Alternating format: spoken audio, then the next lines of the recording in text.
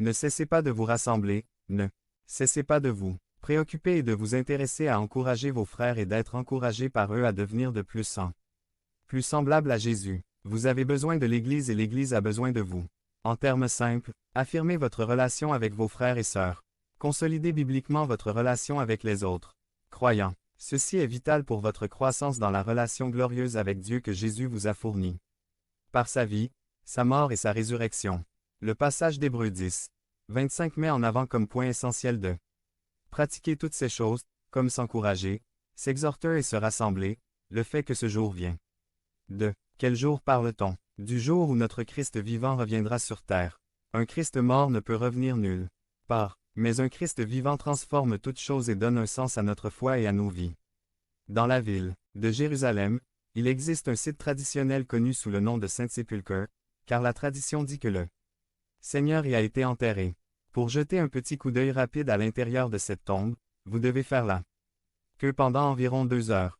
L'année dernière, j'ai eu la chance d'être à Jérusalem et nous avions la possibilité de faire la queue pour le voir et nous avons décidé de ne pas le faire.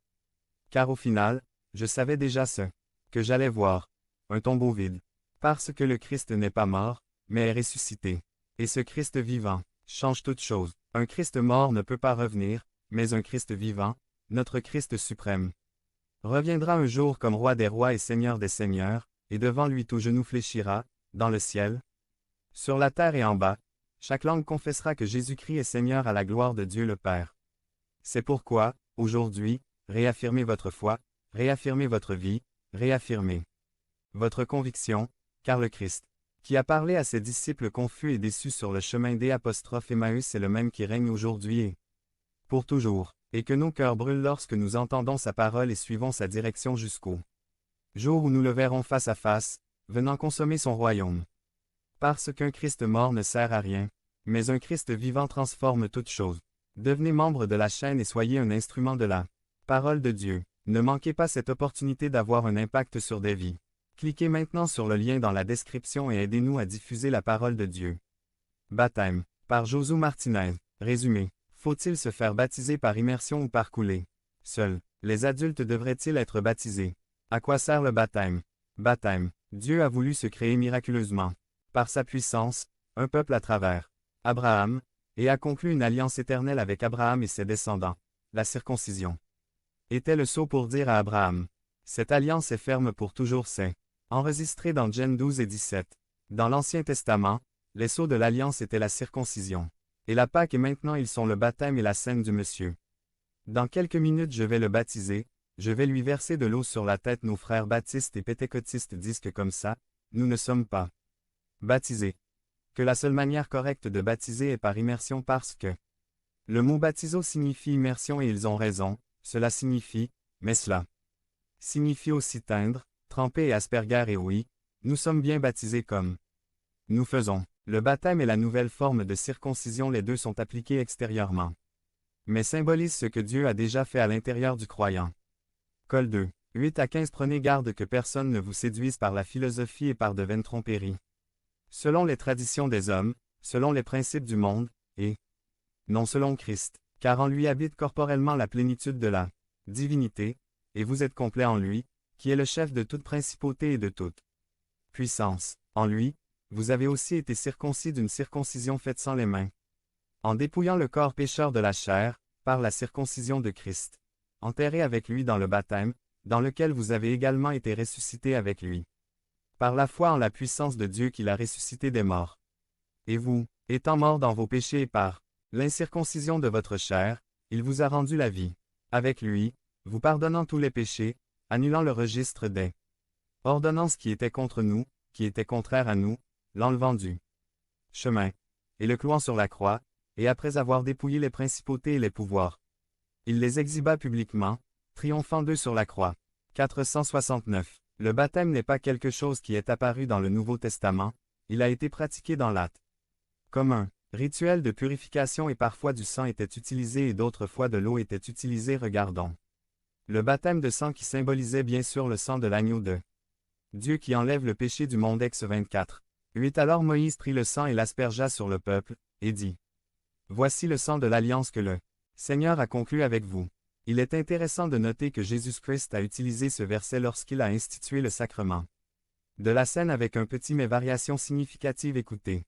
Mt. 26. 28 Ceci est mon sang, la nouvelle alliance, qui est répandue pour la multitude en rémission des péchés. H accent aigu B. 9. 19 à 24 Après que Moïse eut proclamé tous les commandements de la loi à tout le peuple, il prit le sang des veaux et des boucs, avec de l'eau, de la laine écarlate et de l'hysope, et aspergea le même livre et aussi à tout le peuple, les gens, disant, Ceci est le sang de l'alliance que Dieu vous a prescrite. Et en plus de cela, il aspergea également de sang le tabernacle et tous les ustensiles du ministère. Et, presque tout est purifié, selon la loi, avec du sang, et sans effusion de sang. Il n'y a pas de rémission. Notons que le peuple était aspergé du sang des veaux et des boucs. Pour sceller l'alliance avec Dieu sera votre Dieu, vous serez mon peuple, et c'était une figure du sang de Jésus-Christ qu'il a versé sur la croix et qui par la foi est appliqué au cœur des croyants, et aujourd'hui nous allons représenter avec de l'eau sur la tête d'Hector. Regardons maintenant le baptême d'eau dans l'Ancien Testament. C'était un rite de purification appliqué aux Lévites à l'âge de 30 ans, avant de commencer son ministère. C'est pour cette raison que Jésus-Christ voulait aussi se faire baptiser par Jean-Baptiste pour commencer son ministère. Les baptêmes d'eau étaient utilisés pour la purification des péchés commis. Par exemple, lorsque David réalisait son péché d'adultère et de meurtre. Se souvenant de ces rituels de purification, il demanda à Dieu avec repentance. PS 51. 17 Purifiez-moi avec l'hysope, et je serai pur. Lave-moi, et je serai plus blanc que la neige. Remarquons que le baptême met grandement l'accent sur une nouvelle relation avec Dieu, nous purifiant de nos péchés et nous donnant un cœur nouveau et une destinée éternelle bénie. EZ 36. 25 à 27 Je ferai asperger sur toi de l'eau pure, et tu seras purifié de toutes tes souillures, et je te purifierai de toutes tes idoles. Je te donnerai un cœur nouveau, et je mettrai en toi un esprit nouveau. J'ôterai de ta chair le cœur de pierre, et je te donnerai un cœur de chair, et je mettrai mon esprit en vous. Et je vous ferai marcher selon mes statuts, et garder mes préceptes, et les mettre en pratique. 470. Quand se produit toute cette purification et cette consécration d'une personne? Lorsque le vrai baptême a lieu, lorsqu'une personne se repent et croit en Jésus-Christ comme sauveur. Le sacrement du baptême n'est qu'un symbole de ce que Dieu a déjà fait. Voyez-vous que le baptême chrétien n'est pas comme le baptême catholique. La cérémonie du baptême des catholiques est d'ôter le péché originel. La cérémonie du baptême chrétien est de symboliser la nouvelle naissance et le fait que nous appartenons au peuple de Dieu très différent. Nous avons déjà vu que le baptême d'eau servait à purifier les Lévites avant de commencer leur ministère. Aussi lorsqu'ils entraient dans le temple, ils se purifiaient les pieds et les mains. Avant de prendre les offrandes comestibles, ils se purifiaient les mains. Les Juifs se purifiaient avec de l'eau s'ils touchaient un mort, un cimetière, ou un prisonnier de guerre, s'ils mangeaient de la viande avec du sang, des flux menstruels chez la femme ou du sperme chez l'homme. L'avez-vous remarqué? Les baptêmes ne se faisaient pas par immersion totale de la personne seule. La partie affectée était purifiée et l'accent est mis sur le fait de verser de l'eau sur les gens, et non de les jeter dans l'eau. Pourquoi baptisons-nous par épanchement, et non par immersion? Parce que le baptême du Saint-Esprit s'est fait par effusion et non par immersion.